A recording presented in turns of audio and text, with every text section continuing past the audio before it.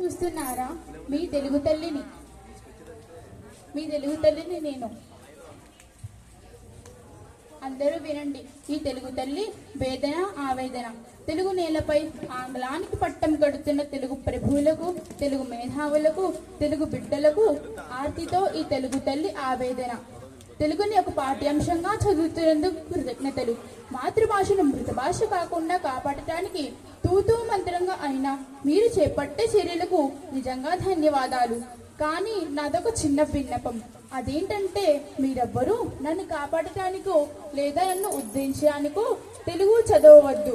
ఎందుకంటే మహాభారతాన్ని ఆధునీకరించిన కవిత్రయంగా వాసుకిన నన్నయ్య తిక్కన్న మరియు ఎర్రాప్రగడలు తెలుగులోకి అనువదించిన కవియత్రి ముల్లా మొదలగు వారు తమ కవితా పాండ్యాంశంతో నన్నిప్పుడో చిరంజీవిని చేశారు. కవి సామ్రాట్ విశ్వనాథ్ సత్యనారాయణ నుండి కవి కోకిల గుర్రం యాషో వరకు ఇలా ఎందరో మహానుభావులు తమ తమ శైలిలో అపారమైన పాండిత్యాన్ని పండించి నాకెంతో విశిష్టతను చేకూర్చారు. సంగీతకారులు, గాయని గాయకులు తమ తమ ప్రజ్ఞా పాఠవాలతో నన్ను ఓడలాడించారు. కనుక మీరు నా గురించి బెంగపడవద్దు. మీరు తెలుగు చదివినా చదవకపోయినా నా మాతృమూర్తి, నా సంస్కృతిలా నేను కూడా ఈ భూప్రపంచంలో ఎప్పటికీ చిరస్థాయిగా ఉండిపోతాను. పరాయి సంస్కృతి మోజులో తూగుతున్న మీ చేత కాపాడబడవలసిన అఘాయిత్యం ఈ తల్లికి లేదు. కానీ మీ శ్రేయస్సు కోరి ఒక మాట.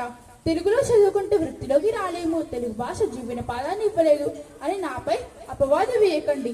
నాపై అబద్ధపు ప్రచారం చేసి మాతృహత్య పాతిక మూట కట్టుకోవద్దు. ఈ తెలుగు గడ్డమైన ప్రజలు మీ ఇంగ్లీష్ తరవారి కంటే ఎన్నో రెట్లు ప్రశాంతంగా ఆనందంగా జీవించారు. ఆధునిక మోజులో వివేకం కోల్పోయి పరుగులు తీస్తున్న మీకు ఈ నారోధన చివిటి వాడి ముందు శంఖం ఊదడం లాంటిదే. పరసంస్కృతి పీడితులై బాధప్తృహులైన మిమ్మల్ని హక్కును చేర్చుకొని స్వాతంత్రం చేకూర్చడానికి ఈ తెలుగు తల్లి జీవించే ఉంటుందని గుర్తుపెట్టుకోండి. సంపదని అవతో విలువలు నేర్పని పట్టాల కోసం అమ్మ భాషనే కాదు కన్నవారిని కూడా గాలికి వదిలేస్తున్నారు. చివరికి కట్టుకున్న వారిని, కన్న పిల్లల్ని కూడా దూరం చేసుకుని దుర్భరమైన జీవితాలు గడుపుతున్నారు. మేడి పండు చూడా మేడిపోయుండు, పొట్ట విప్పి చూడా పురుగులుండు అన్న చందంగా మీరు పైకి సూటు బూటు వేసుకుంటున్నారు. కానీ లోపలంతా అసంతృప్తి అల్లకల్లలమే. పాపం మీ పై మెరుగులు, హంగులు, ఆర్భాటాలు చూసి మంచిగా ప్రశాంతంగా అన్యోన్యంగా జీవించే అమాయక ప్రజలు కూడా దురదృష్టవశాత్తు ఇంగ్లీష్ చదువులకు ఎగబడుతున్నారు. మిమ్మల్ని అనుకరించి వాళ్ళు తమ బతుకులను దుర్భరం చేసుకుంటున్నారు. పూర్వకాలంలో చాలా మంది రాజులు, కవులు తెలుగు భాషని కొనియాడారు. అందరూ ఒకరైన శ్రీకృష్ణదేవరాయలు దేశ భాషలంతో తెలుగు రస్త అన్నారు.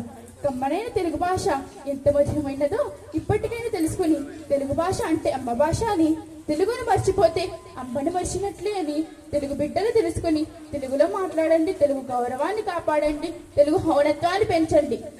ధన్యవాదాలు.